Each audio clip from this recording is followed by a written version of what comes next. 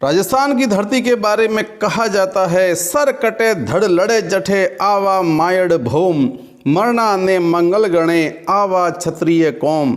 घटना आज से लगभग 370 वर्ष पुरानी है। नोखा मंडी सेलवा के पास में ककू भगू नाम की एक मंडलावत राठौड़ों की रियासत थी। उस धरती पर शुक्ल पक्ष की चतुर्दशी को दो सुरमाओं का जन्म हुआ। बड़े भाई का नाम गंगा सिंह जी और छोटे भाई का नाम दलपत सिंह जी था, जिन्हें दौलत जी और गोंग जी धोनारी का वीर के नाम से आज राजस्थान के गांव-गांव के अंदर वीर मामा जी के नाम से पूजे जाते हैं। कहते हैं कि पूत के पग पालने में ही दिखते हैं। बचपन से ही दोनों भाई युद्ध कला में बड़े पारंगत थे। उनके चर्चे आसपास के क्षेत्र में होने लगे। उनकी दहशत इतनी फैल गई कि ककू भगू रियासत की तरफ कोई आंख उठाकर देखने की हिम्मत भी नहीं करता था। उस समय में रियासत के शासक थे उनके चचेरे भाई वीर सिंह जी। किसी बात पर उनके साथ में उन दोनों भाइयों की कहासुनी हो गई और दोनों भाइयों ने रियासत छोड़ने का निर्णय किया। तो रानी शाह ने एक व्यंग्य कसा, ए तो ककू भगू में कौनी रेवे, ए तो बिलाड़ा पे राज करसी। इस ताने ने आग में घी डालने का काम किया और दोनों अपने परिवार के साथ में ककू भगू को छोड़ करके चल पड़े। उनके साथ में उनका राजदमामी जिसका नाम तोगा था वो भी साथ हो गया।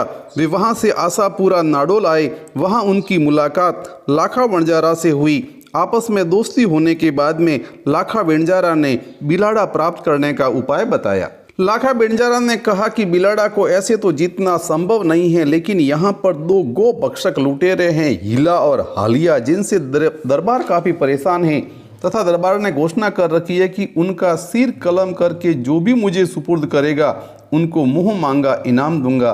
फिर क्या था, दोनों ने दरबार को वचनों में ले लिया और फिर दोनों भाइयों ने हीला और हालिया का सर कलम करके दरबार को सुपुर्द किया। बदले में दोनों भाइयों ने 1 वर्ष तक बिलाड़ा पर राज किया और उसके बाद में बिलाड़ा छोड़ करके जोधपुर की तरफ रवाना हो गए। जब ये जालोर के धुमड़ा के पर्वतों से गुजर रहे थे तो देखते हैं कि एक बकरी ने बच्चों को जन्म दिया है और शेर उनकी रक्षा कर रहा है। दोनों भाइयों ने निश्चय कर लिया कि इससे परोपकारी धरती कोई हो ही नहीं सकती और उन्होंने धुमड़ा में अपना शासन स्थापित कर दिया। धीरे धीरे इनकी वीरता, पराक्रम और बहादुरी के किस्से दूर दूर तक फैलने लगे। उस समय में जोधपुर में दरबार थे मोटा राजा उदय सिंह जी। जब महाराज ने उनकी वीरता के किस्से सुने तो दरबार के मन में भी उनसे मिलने की इच्छा जग गई और जोधपुर दरबार ने अपना संवदिया जिसका नाम सोना था उसको खत लेकर के भेजा। दरबार के आमंत्रण को दोनों भाइयों ने स्वीकार भी कर लिया, लेकिन प्रकृति को तो कुछ और ही मंजूर था और फिर होनी को टाल भी कौन सकता है। जोधपुर दरबार के आमंत्रण पर दोनों भाई अपने पसंदीदा जामनगर के घोड़ों पर सवार होकर के रात को रवाना हो गए। सुबह प्रातःकाल जोधपुर के बाहर जो राता नाड़ा है वहां पहुंचे। वहां उन्होंने थोड़ा सा विश्राम किया। नित्य क्रम से निवृत्त होने के बाद में अफीम इत्यादि लेने लगे और उन्होंने सोचा कि अफीम वगैरह लेकर के फिर दरबार के अंदर हाजिर होते हैं। लेकिन तभी तालाब के ऊपर पानी पिलाने के लिए ऊँटों का एक रेवड़ लेकर के 2 रहबारी आ गए। जब ऊँट पानी पी चुके थे तो ऊँटों ने नथुने फड़फड़ाए और उससे पानी के छींटे उन पर जाकर गिरे। तब दौलत जी ने कहा कि दिखता नहीं है रे भाई, ये ऊँट किसके है रे, थोड़े इनको दूर हटा। अब इस पर रहबारी को थोड़ा सा गुस्सा आ गया। उसने कहा ये ऊँट तो ऐसे ही पानी पिएंगे, ये तेरे बाप के हैं। अब बस मामला बाप तक पहुँच गया। इतना तो उनको सहन कहाँ होने वाला था। वो खड़े हो गए और उन्होंने रहबारी के कान काट दिए और सारे ऊँट के रेवड़ को घेर लिया और उसको कहा कि जा, ये बात जाकर के तेरे उस बाप को बता देना, अगर ये ऊँट हमारे बाप के हैं तो बाप का माल तो बेटे सदैव खाते आए हैं। ये कह करके वो ऊँटों के रेवड़ को उठा करके वहाँ से लेकर चल दिए। और जैसे ही ये समाचार जोधपुर दरबार को मिले, जोधपुर दरबार ने सच्चाई का पता लगाए बगैर ही उन्होंने दौलत जी और गोंग जी की खोज शुरू कर दी। वे आकर के धुमड़ा पर्वत में रहने लगे। 6 महीने तक का समय गुजर गया। दरबार को उनका पता तक नहीं लगा। लेकिन कहते हैं ना, यदि पेट फूटे तो पट्टा नहीं बांधा जा सकता।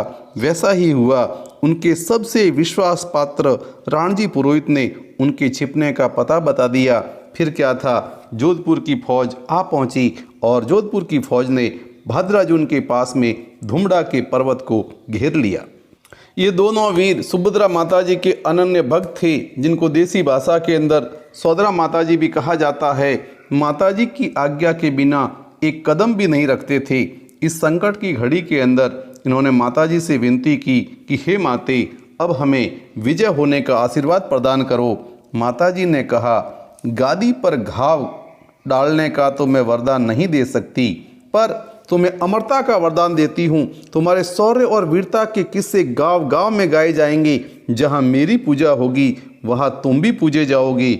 और एक बात ध्यान रखना, लड़ाई में पीछे मुड़ कर के मत देखना। जब तक तुम पीछे मुड़ कर के नहीं देखोगे, तुम्हारे खांडे तलवार में पूर्ति रहूंगी। माँ का आशीर्वाद लेकर के दोनों भाइयों ने बंदूक के फायर के साथ में युद्ध का ऐलान कर दिया। दोनों ने भयंकर मारकाट मचानी शुरू कर दी।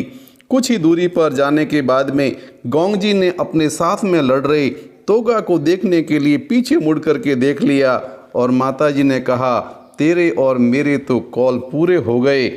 अब जैसे ही उनकी समझ में आ गया, अभी कुछ समझ पाते इससे पहले एक दनदनाती हुई बंदूक की गोली आई, उनके सीने को चीरती हुई निकल गई। और तब जाकर के उन्होंने दहाड़ मारकर कहा कि हे दलपत, पीछे मुड़ कर के मत देखना। जो गलती मैंने की है तू मत करना, अपना सिर काट करके रख ले। फिर क्या था, इतना सुनते ही दौलजी ने अपनी ही तलवार से अपना सिर काट करके अलग कर दिया। और युद्ध के मैदान के अंदर अब उनके धड़ ने मार काट मचाना शुरू कर दिया। इतना भयंकर युद्ध कि देवलोक भी थर्रा उठा। जोधपुर की 3/4 समाप्त हो चुकी थी, तबाही की ओर बढ़ रहे थे। तब जाकर के जोधपुर महाराज हाथ जोड़ करके उनके सामने खड़े हो गए, अपने किए का पछतावा करने लगे, अपनी भूल के लिए माफ़ी मांगने लगे। तब जाकर के कहीं उनका शरीर शिथिल पड़ा और धरती के लाल धरती पर आ गिरे। आज इन्हें धनारी का वीर के नाम से, मामाजी बावसी के नाम से पूजा जाता है। 52 वीरों के अंदर इनको पाटवी गिना जाता है। दोनों ही भाइयों की साथ में पूजा होती है। इनका मूल स्थान धनारी ही है। दर्शनार्थ भक्तों का यहाँ मेला लगता है। बोलिए मामाजी धणी की जय।